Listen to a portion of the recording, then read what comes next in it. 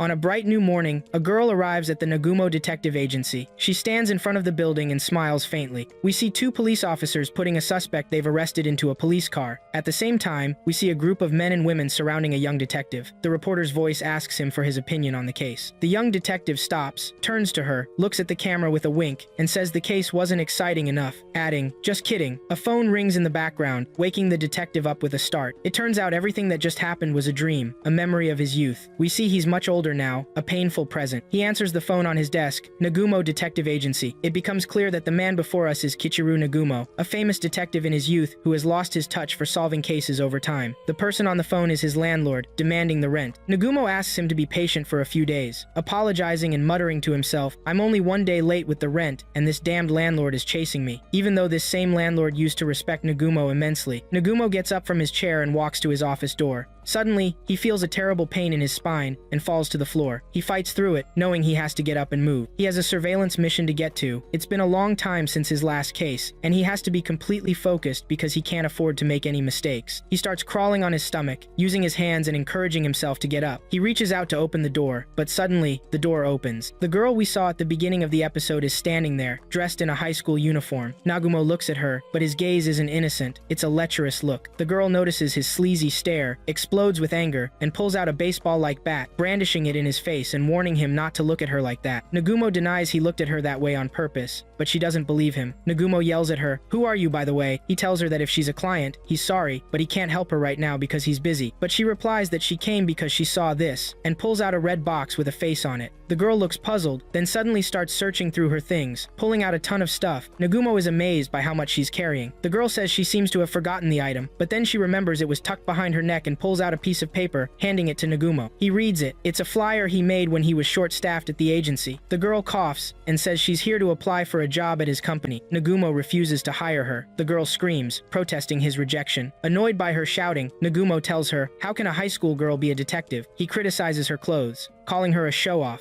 The girl retorts that she's not. She tells him that kind of thinking is old-fashioned and disgusting, but Nagumo ignores her. The girl begs him, pointing out that working alone is hard for him, and he needs to hire someone to help. Nagumo takes out a cigarette case, pulls out a cigarette, and lights it with his lighter. He looks at her and says, "Being a detective is hard, tough work. A detective has to be steady, fearless, and never give in to temptation. It's a job that requires real talent. It's not an easy job for a girl like you." Nagumo gives her that same sleazy, lecherous look again. The girl notices, gets angry, and screams at him to stop looking at her like that. She pulls out a spear she was carrying and hits Nagumo with it. Nagumo apologizes. The girl asks him why he keeps taking every chance he gets to look at her that way. Nagumo denies it again, saying that's not what's happening. The girl warns him, "Maybe not, but be careful. I practice karate. If you do anything stupid, you'll lose your head." Nagumo is surprised and tells her, "There are plenty of part-time jobs. Why do you want to be a detective's assistant?" The girl is taken aback by his words, then smiles and replies that she wants to be a detective. We hear Nagumo say, "Is that something a person carrying a spear says?" The girl explains that she's worked very hard since she was little to become a detective one day. She even trained in a technique to store the massive amount of stuff she carries. Nagumo objects, telling her that storing things isn't even a skill, but the girl is convinced she'll be useful and begs him to hire her. Nagumo can barely get a word out when he's suddenly punched in the nose by the girl, who says, "No need to say it." Nagumo clutches his bleeding nose and stands there, dejected. The girl tells him she's an aspiring detective. She guesses what Nagumo was about to say, putting a hand on her chin and thinking. Nagumo says, "Can you really do that?" The girl looks at him, reassures him she can, and says she just watched all the episodes of Furuhara in one sitting yesterday. She puts a finger to the middle of her forehead and thinks. Nagumo tells her, "This can't possibly work." Then, with a sly look,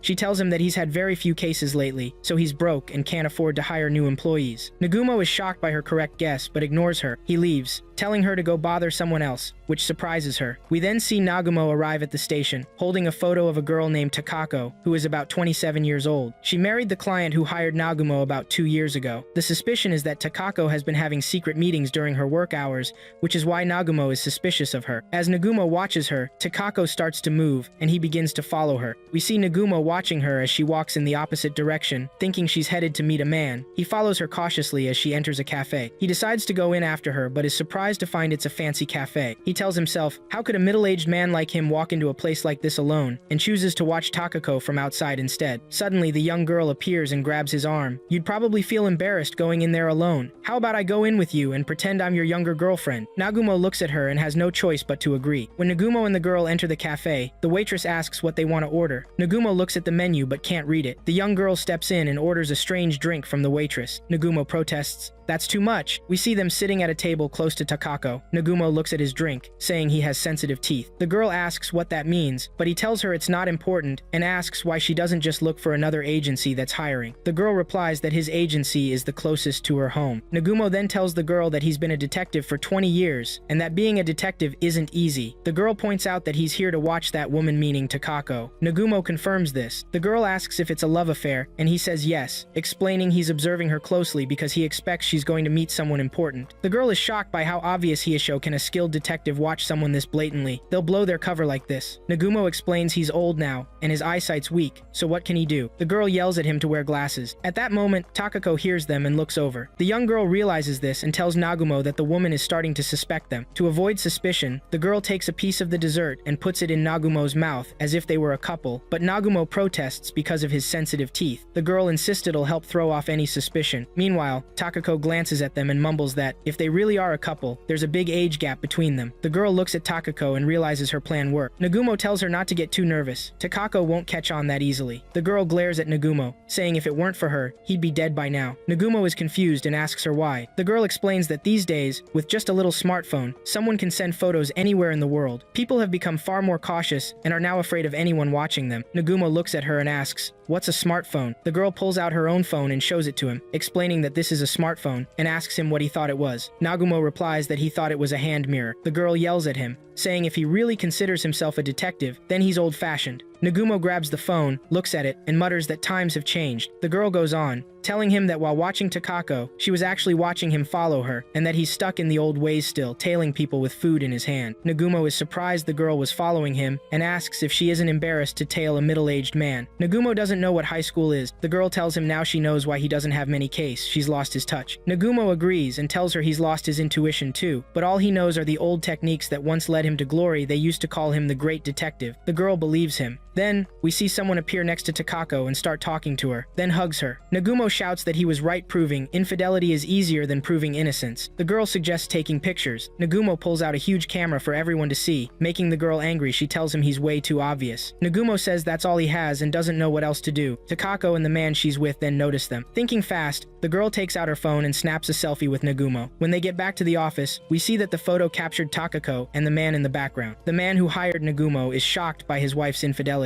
Then we see the man pay Nagumo and leave. The girl asks Nagumo to let her be his assistant, but Nagumo refuses. The girl is upset and says she helped him a lot. Nagumo agrees and says that's why he's giving her a voucher to visit his agency anytime, but it's too soon for her to be his assistant. At that moment, the girl grabs Nagumo's jacket and says that's her pay for today. Nagumo asks the girl how her first job felt. She tells him it lacks some excitement. Nagumo is surprised by her answer. The girl then explains she was just joking. Nagumo is even more surprised and asks if she knows him. The girl leaves, running away. Nagumo calls after her, saying he doesn't know her name. The girl turns back and tells him her name is Mashiro. Nagumo advises her to be careful as she walks home. Suddenly, he feels his back ache again and collapses. Mashiro comes back and tells him he's the one who needs to be careful walking around. On another morning at Nagumo's office, we see Nagumo and Mashiro yelling while holding up pictures of a cat, saying, "No, not this cat." In front of them is a woman telling them it's a different cat. Nagumo notices this and looks at Mashiro, asking what they're even doing with this cat. Mashiro suggests making this cat the agency's Cerberus, only for the cat to spit at her. Mashiro gets really angry and starts scolding the cat. Meanwhile, the woman asks about her request. After that, we see a poster that says, "Any job accepted." Mashiro asks Nagumo what he thinks, and explains that with this poster, customers will come pouring in. Nagumo looks at the poster, then grabs it and tears it up. Mashiro yells at him and wants to know why he did that. Nagumo looks at her and asks what she even meant by "any job accepted," adding that detectives don't know everything and have their pride. Mashiro reminds him he was just looking for a lost cat. Nagumo says finding a lost cat still counts as detective work. Mashiro answers that being a detective is real hard these days. For making a living, they have to accept any kind of work,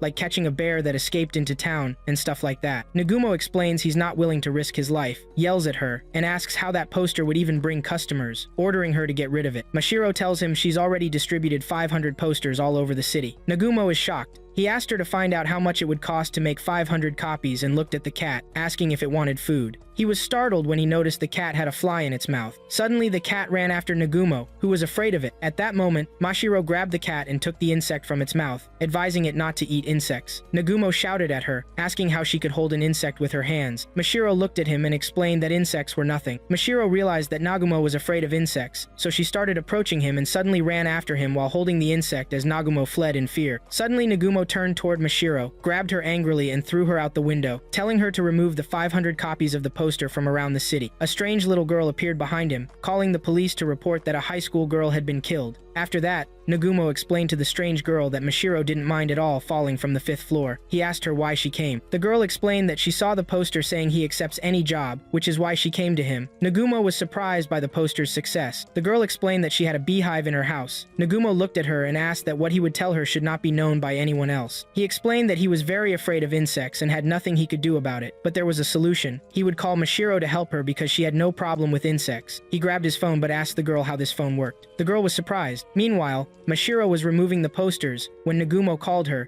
and told her they had received a request for pest extermination. Mashiro was very happy, and Nagumo asked her to go alone. She asked him for the address. Nagumo asked the girl for the address and told Mashiro the address, who actually went to the house. Nagumo asked her if she could see the nest. Mashiro was standing in front of a Yakuza group building, so she answered yes and told him it was a towering pest nest. Nagumo asked her to exterminate the entire nest. Mashiro screamed at him and asked how he could speak so easily. Nagumo asked her why she was speaking so weakly now. He explained that he was counting on her for this. Mashiro promised him she would do her best. Mashiro started talking to herself, saying she had trained a lot and watched all the action movies, and now she was like a secret agent. Here Nagumo asked her if she was ready. She answered yes. Meanwhile, Nagumo was reading a book about pest extermination in his office and talking to Mashiro over the phone. He advised her to get as close to the nest as possible, and she had to check the number of enemies at the entrance. Meanwhile, Mashiro entered an office with many people, who wondered who this girl was. Nagumo advised her to close the entrance, and Mashiro did so. One of them went to Mashiro, laughed in her face, and asked what she was doing there. Nagumo advised her that after blocking the entrance, she should release the insecticide. Meanwhile, Mashiro sprayed the insecticide in the face of the man in front of her. The other people panicked and wondered what this gas was, whether it was tear gas, and they prepared to eliminate her. Meanwhile, Nagumo was talking to Mashiro over the phone, telling her that as soon as she sprayed the insecticide, they would go crazy. He advised her to be careful.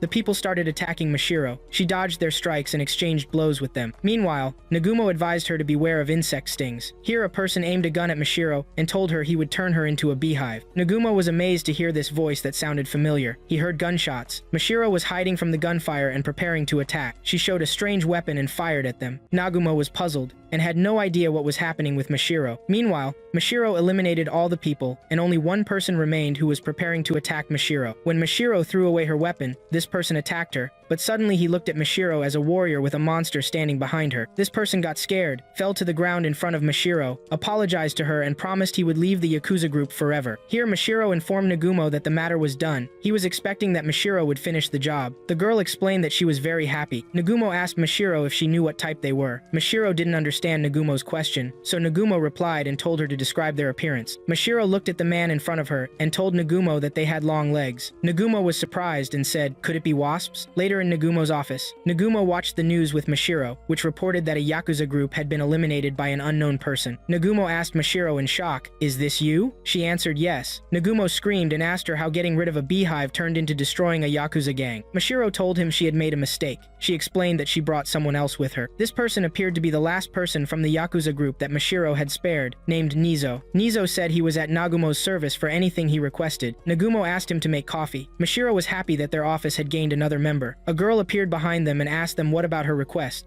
Nagumo sits with Mashiro watching a program on TV. Suddenly, they see something that terrifies them, and they start screaming. Mashiro goes to get salt to purify the place from evil spirits. Nagumo advises her against watching such programs. Meanwhile, Mashiro jumps and throws the bag of salt directly at the TV, breaking it. Nagumo says it would have been better if she had thrown the salt without the bag. Mashiro is afraid of dark places and ghosts. She asks Nagumo if he is bothered by such things. He answers her no. Mashiro is surprised by his response and asks how that is possible. possible. Nagumo explains that there is no such thing as ghosts. She asks him if he could walk alone at night in the graveyard. He replies that it's not a problem. He continues, saying that ghosts and Santa share the same roots, because they are the products of children's imagination. He adds that Santa, ghosts, and imaginary childhood friends are all illusions. Mashiro imagines that if Nagumo died, he would turn into an ugly trapped spirit. Meanwhile, they hear the doorbell ringing. Mashiro opens the door to find Hayashida, who tells Mashiro that she really works in a detective agency. Mashiro is surprised. Nagumo realizes that Hayashida is Mashiro's classmate. Mashiro clarifies that she hasn't seen him for a while. Hayashida says yes because she doesn't come to class very often. Mashiro smiles and explains that she is keeping track of her attendance. Mashiro gets flustered and asks Hayashida what the arrangement of his star sign is today. Nagumo wonders to himself why they are not close friends. Hayashida explains that he came to ask for a favor. Mashiro tells him that he's the one requesting a favor. Hayashida looks at them and explains that there is a ghost that keeps appearing around his house. Mashiro stutters and gets scared. Hayashida continues that every night at midnight, he feels something outside. That's why he bought a surveillance camera to monitor this thing. He saw on the camera a distortion, and suddenly a ghost of a girl appeared. He adds that he went out to confirm what he saw, but the camera showed distortion again, and the thing he saw disappeared. Nagumo explains that this could be some stupid nickname or a stalker. He continues that there could be many explanations for this, so he and Mashiro will investigate it. He looks at Mashiro, who is trembling with fear, and imagines her as a crazy priestess from the countryside. Suddenly, Mashiro replies that she can't take on this task. At this, Nagumo asks her, does the investigator get to choose her clients based on her mood? He continues that he won't say that running down the easy path is wrong, but if she chooses that path, she'll never catch up. Mashiro looks at him in disbelief, and we see a cat interject, showing a thought bubble that Nagumo has made Mashiro take on the extermination task alone. Then Mashiro gets excited. Hayashida asks her if she is sure she will be okay. Suddenly, Mashiro tries to remember her trainer's advice. After that, we see her asking her trainer how to defeat a ghost. The trainer laughs and advises her to hit it in the nose. Mashiro says he just made that up. The trainer replies that the weak point of any creature is its nose. She asks him what if it doesn't work. He responds that if it doesn't work, she must target the knees. Suddenly, we see Mashiro say she's ready. We hear Nagumo asking her who her trainer is. After that, Mashiro asks Hayashida since she didn't know he lived alone, and sees his house is clean. Nagumo asks Hayashida if he can see the ghost if he is outside. Hayashida clarifies that the ghost doesn't appear when there are people around, Nagumo thinks. At this moment, Mashiro looks at the laptop and asks if it's connected to the surveillance camera. Suddenly, she screams that she sees something. They rush over to see what is showing. Suddenly, they see an old man passing in front of the camera. Mashiro says it's just an old man. Nagumo yells at her asking if this old man is known. We hear Mashiro say he's the famous old man that has been appearing lately. How does Nagumo not know him if he's an old man like him? At the same moment, Hayashida looks confused and scared. Suddenly he screams that the distortion has appeared, and suddenly they see the ghost of the girl scream. At that point, Mashiro and Hayashida scream together, and Mashiro clarifies that this is the scariest thing she has ever seen. Nagumo tells her to go. Mashiro is surprised. He continues that it seems to be disappearing quickly,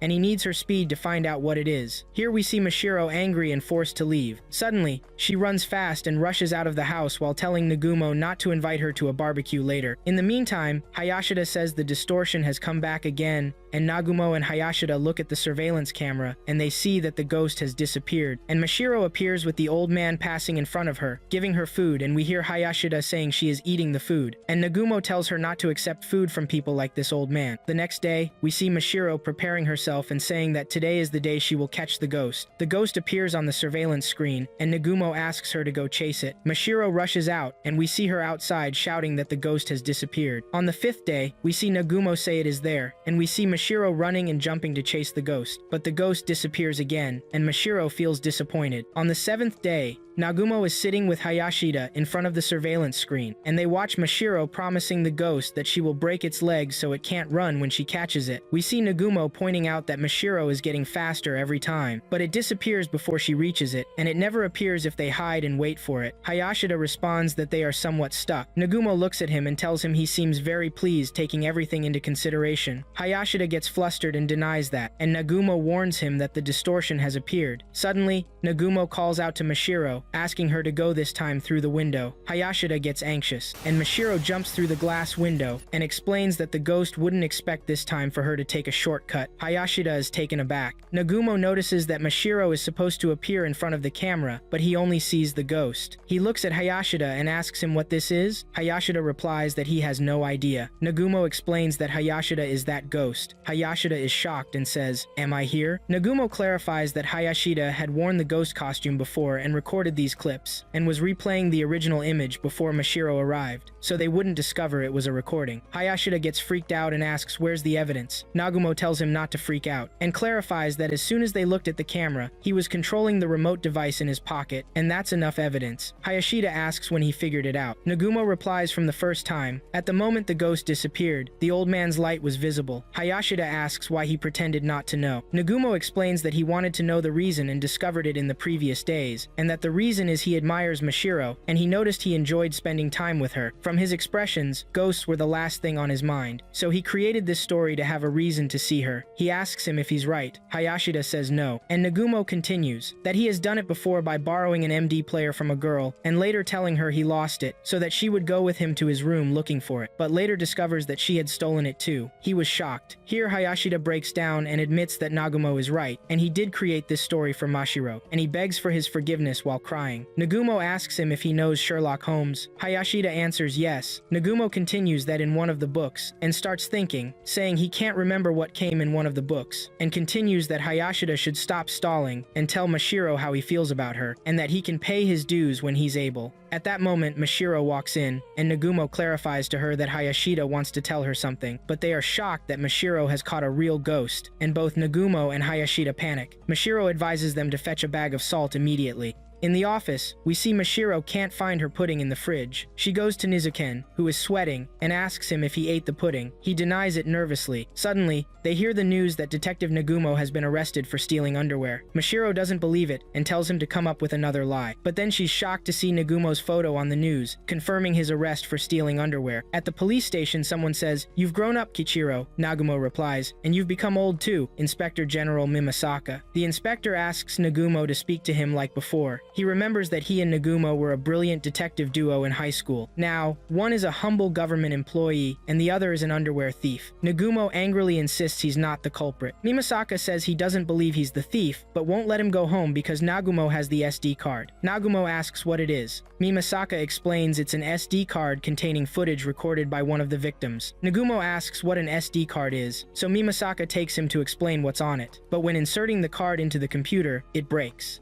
Mimasaka looks at Nagumo and says, "I didn't do anything." 10 minutes later, they show Nagumo a picture of him stealing underwear. He's shocked and says, "That's really me." Mimasaka approaches and tells him the case is closed now, but Nagumo looks at him and says there's something wrong with the photo. The person who looks like him is intentionally looking at the camera. The victims say the thief is a professional, and no professional would make this mistake. He suggests someone is framing him, but Mimasaka isn't convinced. He asks if Nagumo has proof. Nagumo says he will and remembers Mashiro. He adds that with her help, he'll find the evidence. Meanwhile, Mashiro is holding a fishing rod with underwear at the end, asking Nizoken what this is. He replies it's an operation to catch the underwear thief using the rod around the city. He asks her if she has what it takes to be a detective. Mashiro says there are 2 more things needed. Nizoken panics and asks what she means. Then Mashiro lays out a map showing the locations where the thief stole underwear. Nizoken notices these spots are near their office. Mashiro points out that Nagumo was arrested without being caught in the act, and that there's photographic evidence. She says the thief looks exactly like Nagumo, and wants to make it seem like Nagumo is the criminal. Nizoken smiles, thinking Mashiro resembles a detective. She's happy and asks if he notices anything strange about the map. He asks what, and Mashiro says that if she connects the locations with lines, they form the Big Dipper constellation. Nizoken is surprised, and says that's not true. Mashiro insists it does look exactly like the Big Dipper. He replies that it actually looks like Uzbekistan, and asks what it would mean if it really was the Big Dipper. Mashiro says they have to catch anyone wearing Big Dipper clothes. Nizoken laughs and says that's silly. At the police station, Mimasaka can't believe Nagumo found someone to rely on. Nagumo clarifies he doesn't exactly depend on her. Nizoken is upset with Mashiro and asks why she dries her underwear at his house. Mashiro says if she does it at the office, the thief might get suspicious. She adds that people here have started drying clothes indoors because of the thief, and eventually, he'll end up here. She informs him the thief targets white clothes. As they talk, Nizoken tells Nagumo that he's been released. Mashiro looks outside and says she set a trap for the thief to come, but she's shocked when the thief shows up, looking exactly like Nagumo. The thief runs away immediately, and Nizoken chases after him but trips over a bug and falls. Mashiro sees this and swears all the men in the office are useless. Next, Mashiro chases the thief down the street. The thief mocks her, but Mashiro says she'll use her drone weapon to stop him. Surprised, the thief freezes, but Mashiro suddenly lunges at him and says, "I have a drone, idiot," then knocks him down. She tells him she's going to teach him a lesson for framing Nagumo. The thief tells her to calm down, then shrewdly escapes while she yells after him. Nizoken comes by and asks if she caught the thief, but Mashiro gets angry and threatens to crush him. We see Mimasaka finish interrogating Nagumo and asks if his assistant will save him. They hear noise outside, and Mimasaka wonders what it is. Mashiro opens the door, apologizing for being late. Nagumo teases her, saying, "You're late." Mashiro smiles and says she caught the thief who looks just like Nagumo but beat him so badly they can't tell his face. Later, Mashiro says, "Stop, you fire hydrant," while chasing someone running away. The person wonders how fast she is. Mashiro pulls out a soccer ball and kicks it at the hydrant. The hydrant dodges but then gets hit by the ball. Mashiro says, "The pen is mightier than the sword." At the police station, Mimasaka praises Mashiro for her work. Mashiro says it's not a big deal. Fire hydrant laughs, and Nagumo asks what's so funny. He says his art outside needs checking. They need to go to parking spot number 1 by the station, but he doubts they'll arrive in time. Nagumo tells Mashiro to go there quickly. Mimasaka asks what the plan is, and Fire Hydrant says it's art. He wonders if the girl can handle it. Mashiro arrives at the parking lot, where someone says his art is provocative. Mashiro looks around and sees a poster about a monster hunting mission. She spots a box and asks what it is. Nagumo tells her to wait for backup and not touch anything. Fire Hydrant says there's no time for backup, so Mashiro opens the box. Nagumo warns her it might be a bomb. Mashiro opens it and finds a bomb inside. Fire Hydrant gets angry at Nagumo for spoiling the surprise, and Nagumo apologizes. Mimasaka yells at Nagumo for being careless and orders a bomb squad to prepare. Nagumo asks Mashiro to send him a picture of the bomb, and she does. Nagumo and Mimasaka look at the picture. Nagumo yells at Mashiro for taking a selfie with the bomb. He wanted a close-up of the bomb itself. She sends him a private photo instead. Nagumo gets angry and tells her to stop. Mashiro says there are 3 minutes left before the bomb explodes. Nagumo tells her to run away, but she refuses, saying if the bomb goes off, it will destroy the building. She insists she will defuse it. Nagumo panics and tells her to stay away. Fire Hydrant laughs, but Nagumo grabs him and demands to know how to stop the bomb. Mimasaka tells Nagumo Fire Hydrant hasn't said anything. Fire Hydrant admits there's no way to defuse it. Nagumo lets him fall and asks Mashiro about her plan. Mashiro explains she's seen heroes defuse bombs in movies. If she succeeds, it'll be a breakthrough. If she fails, it'll be an even bigger breakthrough. Nagumo worries, and Mashiro holds the bomb, noting there's a blue wire and a red wire. She says success is always cutting the red wire. Then they hear a bang, but Mashiro reassures them it's just her startled. She asks what to do next because the wires are tangled. Nagumo tells her to run fast, but she refuses and suggests taking the bomb somewhere far from people. Mimasaka tells Nagumo the bomb squad won't arrive on time. Mashiro runs carrying the bomb, and Mimasaka tells her there's an abandoned baseball field to the north.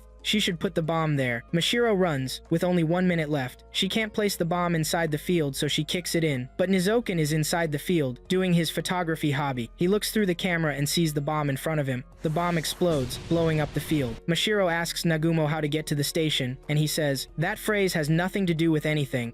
At the Nagumo Detective Agency, we hear someone threatening Nagumo, saying it's time to pay his debts, and we see anger in his eyes. Nagumo glances nervously at an overdue notice, and we understand he doesn't have enough money to pay the rent. Mashiro overhears and offers to lend him some money. Nagumo looks at her and asks how much she has. Mashiro answers that she has 500 yen in her piggy bank. Nagumo is disappointed. Suddenly, the person we saw at the beginning of the episode appears behind Mashiro and asks if this is the Nagumo Detective Agency. Nagumo is startled. Mashiro yells at him, accusing him of being a thief, but he denies it. Mashiro asks how he got in since the door was locked. He says he has his own special skills to open doors. Mashiro is now sure he's a thief, and the two start arguing. During this, Nagumo feels his heart almost stops because of this guy. The man apologizes and introduces himself as Asunaro, a high school investigator. He explains that whenever he sees a mystery or a case, it's in his nature to investigate immediately. Mashiro angrily tells him that opening locks and doors isn't a puzzle for him to solve. At that that moment, Nagumo is surprised and asks Asunaro if he's really the great Asunaro, whom he's seen on TV many times. He goes on saying Asunaro is the most popular young detective right now. Asunaro replies he could never reach Nagumo's level. Nagumo asks why he's here. He notices Asunaro seems absent-minded, and it becomes clear to us that he's thinking that 10 minutes have passed since he entered, and he hasn't been offered coffee, and wonders what this means. Meanwhile, Nagumo says out loud, "Where are our hospitality manners?" Mashiro serves him coffee. Asunaro thinks to himself that most hosts serve coffee with milk and sugar on the side, but here, he got plain black coffee, even though he didn't order it like that. He wonders what this means. Nagumo comments that this boy is going to be a troublemaker for them. Then Asunaro explains he came for one reason. He asks Nagumo to hire him as his assistant. Nagumo is surprised. Mashiro gets angry and points out she's already his assistant. Nagumo asks Asunaro why, since he's a great detective himself, would he want to work for him? Asunaro answers that it's because of Nagumo and he was a kid. He used to read articles about him, about how a young detective beat out seasoned reporters and rose to the top by sheer intellect that the media was all over him then. Asunaro says he entered this field to be like him, but now that he's strong and successful, he wants to repay that debt. Nagumo appreciates his feelings, but says he can't afford to hire him. Asunaro surprises him by saying he'll work for free. He explains his own work is doing fine, he's rich now, and he actually planned to pay Nagumo's tuition fees. Nagumo is shocked and asks for clarification. At this point, Mashiro screams to be included in this conversation, and asks if, as his first assistant, she shouldn't be the first he consults with. Asunaro ponders and asks, "A talking gorilla in clothes?" Mashiro says this boy is making her angry. She says Asunaro makes no sense and barged in here out of nowhere, with Nagumo also sighing about the lack of warning. Mashiro says that just wanting to be like that old man, referring to Nagumo, isn't enough. He adds that he could be more useful to Nagumo than she is. Mashiro is furious, saying she's ready to face him, and Asunaro accepts, but asks for another cup of coffee, and Nagumo just watches them silently. Next, we see a girl say she's the host for the contest. We learn she's Kazumaki, Asunaro's assistant. She explains they'll compete in 3 main things for the detective job: intelligence, deduction skills, and endurance. Whoever wins the first 2 will become Nagumo's assistant. She asks if that's acceptable. Asunaro quickly says of course. Mashiro yells that it's unfair for Asunaro's assistant to be in charge. Kazumaki gives her a look, saying not to worry because she actually hates Asunaro. Asunaro says, "Ouch, that's harsh." Kazumaki says she wants extra pay for this. Asunaro teases that she talks so proudly but is actually crazy about him. Mashiro asks her if that's true, and we see Kazumaki pinch her nose. Asunaro asks her to stop that. Kazumaki says the first round tests intelligence. Nagumo sits watching them as Kazumaki explains each contestant will get the same wire puzzle, and whoever solves it first wins. She asks if they're ready. Asunaro and Mashiro each take a puzzle and get ready. The contest begins. Both are fiddling with their wires. Kazumaki notes that Asunaro is super fast. Asunaro laughs and says he's almost done, but is shocked to see Mashiro finished first. He yells when he notices she just cut wire. Kazumaki declares Mashiro the winner. Asunaro is shocked and asks how she can allow that. Kazumaki replies she said, "Whoever solves it first wins." Asunaro accuses Mashiro of cheating and refuses to accept it. Then we hear, "People refuse to believe what they don't understand." Nagumo puts his hand on his face. Kazumaki says the next round is deduction skills. She shows an encrypted phrase she created, says whoever figures it out first wins. Asunaro and Mashiro start thinking. Nagumo asks if they need to be outside for this. Mashiro wonders what's written there, and if the first letter is in English, or if it's a drawing. Asunaro says it's super easy. Mashiro is stunned. Asunaro explains, it's the word, bye. Kazumaki apologizes and declares Asunaro the winner. Mashiro is mad and says that was way too fast. She accuses Asunaro of knowing the answer ahead of time. Then we hear, those who study 3 or 4 or 5 times as much as anyone else are geniuses. Now the score is tied. Asunaro asks Mashiro if she even knows what bye means. Mashiro gets really mad and accuses him of starting a fight with her. Kazumaki cuts in. The final round is about endurance. She shows them a drawing. Kazumaki explains it's called the stamp race. She tells them she's hidden stamps in 3 locations around the garden. Whoever returns first will win. Asunaro taunts Mashiro, saying he'll help her look for her next job. Mashiro gets mad. Kazumaki asks if they're ready, then fires a starter pistol. The two crash into each other like sumo wrestlers. Kazumaki says if they don't take this seriously, she'll leave. Then we see them running side by side. Asunaro tells Mashiro how bold she is to body check him like a sumo wrestler. "You cowardly muscle girl." Mashiro snaps back that he's the coward. Meanwhile, Kazumaki turns to Nagumo and apologizes for having to put up with this nonsense. Nagumo tells her it's alright. Kazumaki says Asunaro's really obsessed with him and that all he talks about is Nagumo. Nagumo says Asunaro has weird tastes. Kazumaki explains that Asunaro wants Nagumo to regain his old glory, and that desire has driven him this far. Meanwhile, Asunaro and Mashiro are closing in on the first stamp location. Nagumo wonders if his own shine has faded now. Kazumaki quickly apologizes, but Nagumo was just joking. He says Asunaro reminds him of himself when he was young, and bets he's enjoying this stage. We then see Asunaro and Mashiro approaching the third stamp. Nagumo adds that Asunaro has no doubts he can keep going like this, and that's where they're different because Asunaro has support. Back in his day, the only one who supported him was his partner, who would either push him forward or pull him back when needed. He admits he's a bit envious, because having a partner your age makes things easier. Kazumaki is taken aback and repeats, "Your age," then says she still deserves to stick around for a while. Nagumo asks if she said something. Kazumaki says no. She asks if Mashiro is his support now. Nagumo responds, he's not sure. Kazumaki smiles, says they make a good team, and asks if, should Asunaro win, he won't fire Mashiro. Nagumo looks at her and explains that nobody could beat Mashiro in endurance. Kazumaki notes that anything she says to praise Asunaro actually pains her. We see Asunaro is ahead of Mashiro, taunting her that she's about to lose the race. Mashiro feels her body growing heavier. She thinks if she loses, she can't stay with Nagumo, so she starts throwing away anything weighing her down.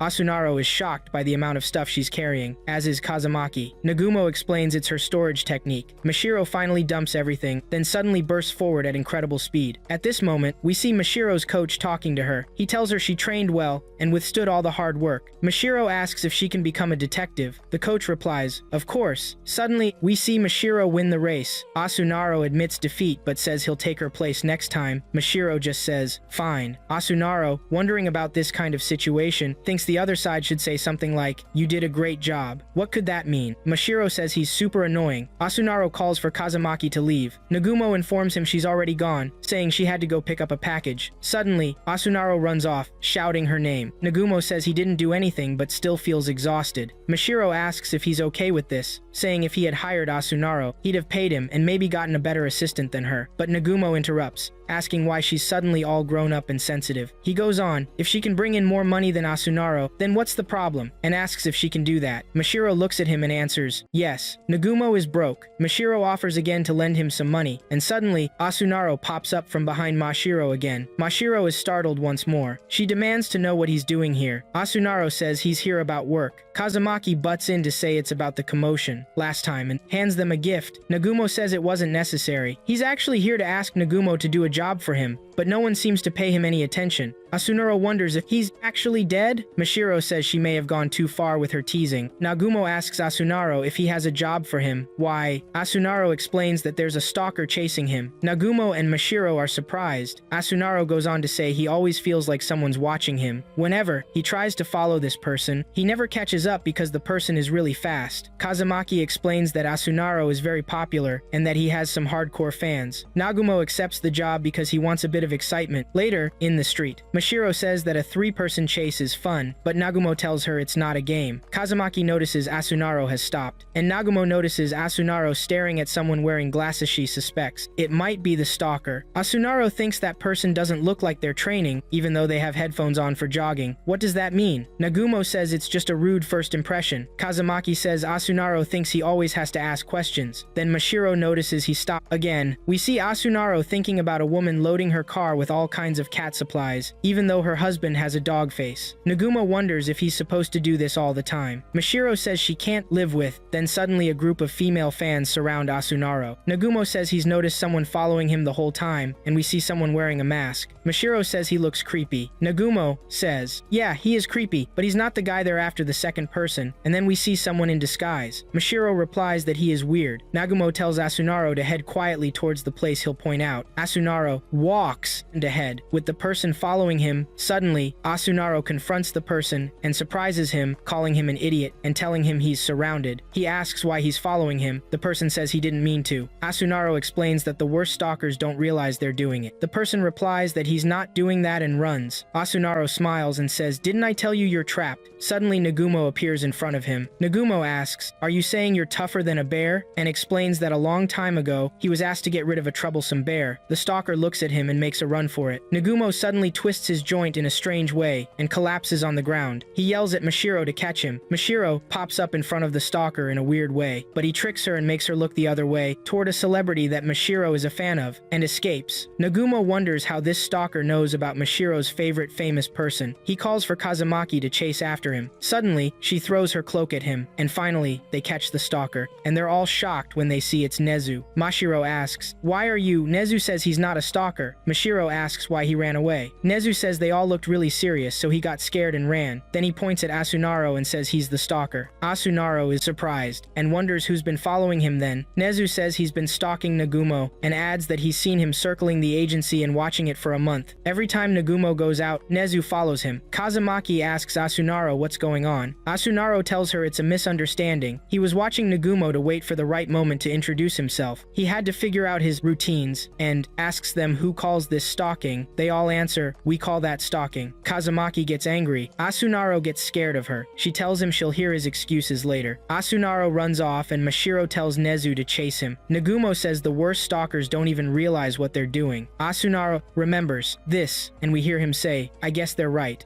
We see Nagumo sitting in his office, thinking about an invitation he received from a wealthy man to attend a dinner party. It turns out the party is being held in an old villa in a remote area. He feels uneasy and wonders why. Maybe it's just his detective instincts giving him baseless suspicion. Suddenly Mashiro appears, happy that she's going out with Nagumo and can't wait. Nagumo drifts off in thought, thinking he might be facing a new case. During this, Mashiro asks if she should bring her toothbrush and about his, too. Nagumo thinks again, but Mashiro interrupts when she says she'll bring her shampoo. She asks if he's ready to go. This annoys Nagumo, and he asks if she's doing this on purpose. Next, we see Nagumo dressed in a suit. Mashiro appears and tells him how exciting this is. Nagumo asks why. Mashiro answers that situations like this are rarely seen. Nagumo looks at her, and Mashiro explains, "An old mansion, isolated, only reachable by a rickety bridge. It wouldn't surprise me to find a corpse inside." Nagumo tells her she has a wild imagination and assures her it's just a dinner party for fun, thrown by a rich guy. They arrive at the mansion, which turns out to be the wealthy Kuroyasu's villa, once the old Nagasaki house. It's also known by another name, the Mansion of Screams. Nagumo explains that a long time ago there was a massacre inside, and rumors say people still hear the screams of those killed there even today. Mashiro is shocked. At that moment, a masked man appears to welcome them. He turns out to be part of the staff, named Watanabe, and tells them the dinner has already started. He invites them in and hopes they have a wonderful evening. Suddenly, Mashiro screams and swears he's the culprit. Nagumo says he gets what she means, but asks what exactly did he do. Watanabe apologizes, explaining he's too shy to show his face, and that he picked the mask's design himself. He gestures them inside, but Mashiro is startled to see burn marks on his hand. She screams again, accusing him of getting that burn during a fight with the victim. Nagumo, for a second time, asks her which victim she's talking about. Then he opens the door and they walk in. Inside, a group of people is waiting. Someone says the man of the hour has arrived. It's revealed this is Tahara, a photographer. There's a young man happy to see Nagumo. His name is Oki and he's in music. A woman explains that Kuroi gathers people from all walks of life for this annual dinner. She is Mrs. Shiraishi, a film director. Another man, Hiro, a comedian, says they have to stay here tonight since leaving would be dangerous. Behind him stands a silent man named Hasegawa, a martial artist. At this point, Mashiro whispers to Nagumo that the man in the hood looks suspicious, but she's sure he's innocent. Nagumo surprisingly agrees. Mashiro asks how long Mr. Kuroi has been holding these dinners. Watanabe says it's been held every year for 15 years except 3 years ago. Everyone is surprised and Nagumo asks what happened. Mashiro repeats the question. Watanabe says he had the flu that year. Nagumo dismisses that as a silly reason. Just then, Mr. Miyano, a magazine editor, comes in happily introducing himself. Next to him is Detective Asunaro. Tahara is surprised to see him. Miyano asks if his presence bothers him. Watanabe announces everyone is now present. Shiraishi angrily confronts Watanabe, reminding him Miyano was not supposed to be invited. He apologizes, saying he forgot to mention it. Miyano approaches her, asking her not to be so harsh. Shiraishi angrily demands he not mention her name. Mashiro notes to Nagumo that something happened between the two. Asunaro suddenly appears from behind, and Oki explains they were married but divorced due to Miyano's violence and fought over custody. Nagumo asks Mashiro why she's giving him a look that says, "Adults are disgusting." Shiraishi says she doesn't want to be around that man and asks asks to go to the bathroom. Mashiro says something big is going to happen today. Nagumo comments that there's trouble on the horizon. Mashiro suggests they just go get food and invites Nagumo. Asunaro yells at them, asking how they dare ignore him. Nagumo replies he just didn't see him. Mashiro jokes that she thought Asunaro was a smudge on her contact lens. Asunaro asks if she's really that bad at lying. Asunaro explains this is his second time at the dinner, which Mashiro says is another chance for him to brag about himself. She asks if he expects an incident here. Nagumo apologizes, explaining Mashiro is like this all night. But Asunaro declares he senses something suspicious and gestures at the food. Mashiro quickly asks if the food is poisoned. Asunaro worries that he told them he can't stand tomatoes yet now. Tomatoes are the main dish. Mashiro tells him not to stand near her. Mashiro thinks about how, with all these elements, it would be impossible for nothing to happen, like a scream, for example. Suddenly, they all hear a scream. It's Shiraishi from the upstairs bathroom. Mashiro asks Nagumo what to do, but Nagumo wonders if she actually heard anything. Mashiro tells him to pull himself together, but Nagumo says he didn't hear any scream. Mashiro jokes that this is the struggle of the elderly. They try to open Shiraishi's door, but it's locked. Nagumo asks Watanabe if he has another key, and he says it's in the basement a long trip. No time for that, so Nagumo rushes at the door to break it, but hurts his shoulder and can't. Mashiro laughs and tells him to step back. She manages to break the door down with her fist. Watanabe suggests the lady probably just saw a cockroach in the bathroom. Mashiro steels herself not to panic if she sees a corpse. Nagumo stands behind her and covers her eyes, not wanting her to see this ugly side of the world. But it turns out Shiraishi is just sitting there, startled by a cockroach. She confirms it freaked her out badly. After this, Watanabe explains to Mashiro what happened in the mansion 3 years ago. The house used to belong to Nagasaki, a man who made his fortune in trade. One day, a man broke in and slaughtered the whole family with a cleaver. To make sure no victims escaped, he cut the ropes of the bridge, but luckily, the eldest daughter was away visiting a friend, making her the only survivor. Suddenly, they hear a scream and see smoke rising near the bridge. Asunaro says that if something happens to the bridge, they'll have no way out and they'll be trapped. Mashiro asks Nagumo to check it out and he agrees. Asunaro tells Watanabe he researched the massacre and found one mistake. Watanabe said the killer cut the bridge, but actually, he burned the ropes to make it seem like lightning did it. He asks what that means, and Watanabe is surprised. Meanwhile, Nagumo confirms the bridge is fine. Mashiro points out the lightning probably hit a tree, but they need to make sure no sparks touch the bridge. Mashiro shakes the bridge's support, thinking it's slightly loose. Suddenly, the bridge collapses, to Nagumo and Mashiro's shock. Nagumo demands everyone calm down and listen. He announces he has good news and bad news. The bad news is the bridge has been destroyed, but everyone interrupts in panic, asking him to repeat it. This means they can't leave, and they can't believe lightning destroyed the bridge. Nagumo tries to reply but can't think of anything good to say, so he tells everyone to stay together until the storm passes. Miyano says he feels an incident is about to happen. Suddenly, a clown named Ichigo appears, also saying he's worried. Nagumo nervously asks who he is. The clown introduces himself, and when Nagumo asks how he got there, he says he's been around for a while. Nagumo gets mad that he didn't introduce himself earlier. Miyano approaches Nagumo, asking if it really was lightning that destroyed the bridge. Nagumo and Mashiro are both surprised when Miyano suggests he's sure someone destroyed it. Nagumo admits yes, and Miyano insists he's certain. Then he points out that their situation is now the same as the family during the massacre. The killer wants to hear more screams in the mansion. Nagumo and Mashiro exclaim together that things have taken an unexpected turn. Miyano asks if this is what Nagumo wanted to tell them. Nagumo gets flustered and doesn't know how to answer. Suddenly, Miyano applauds him, surprising Mashiro. Nagumo continues, telling them the killer is attempting to reenact the Nagasaki family massacre. Oki asks why the killer would do that. Flustered,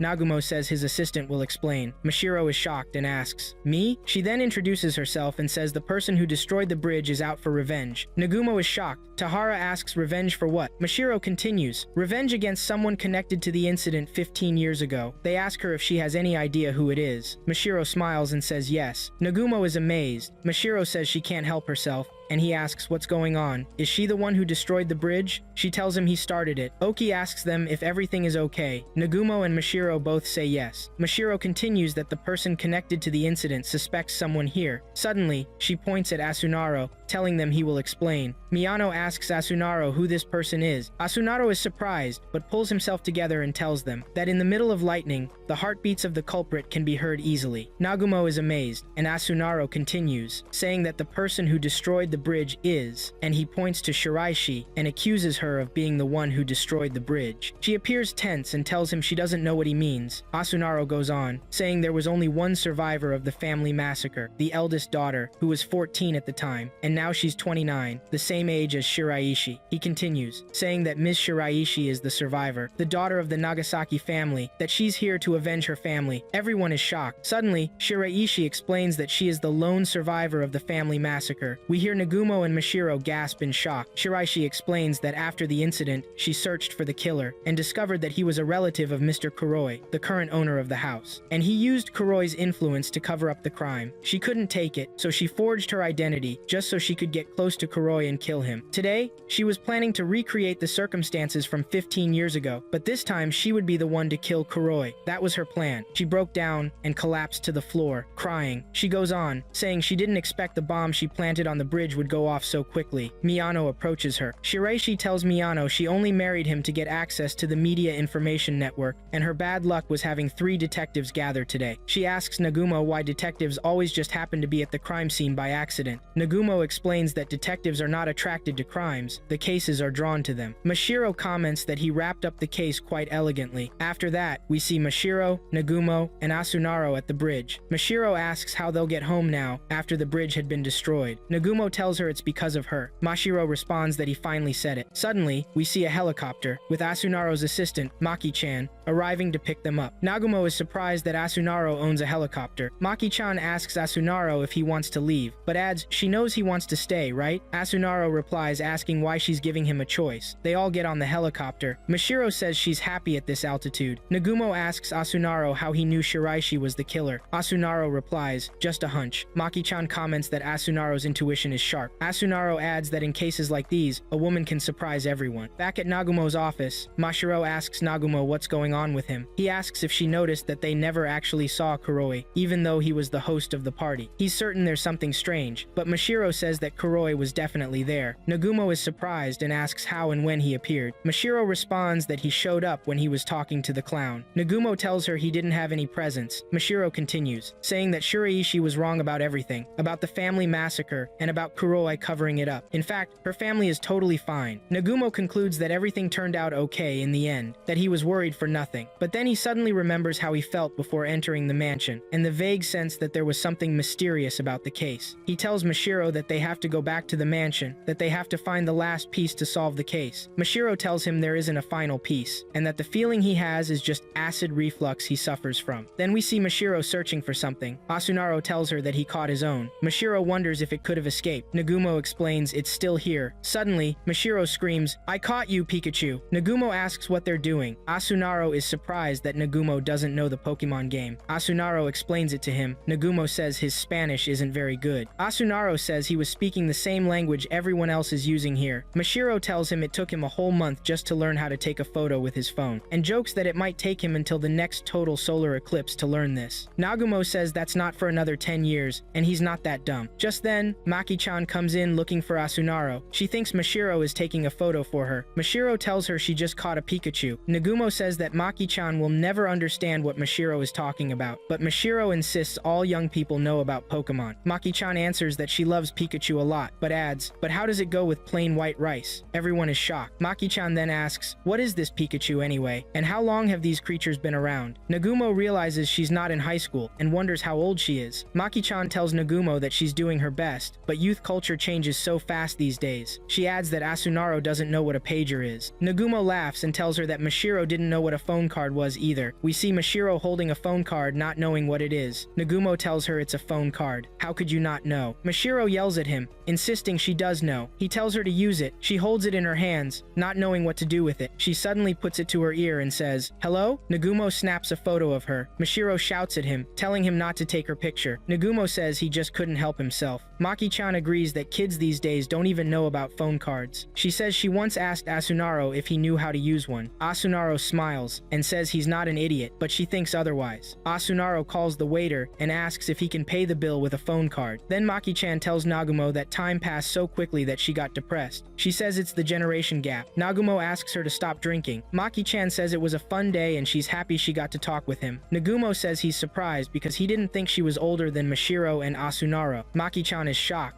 She tells him she can't drink alcohol, that this is just concentrated barley tea. Nagumo tells her she's not a minor. Maki gets nervous and says she's in her 20s. She adds she's never heard of a phone card or a pager, but she does love Pikachu.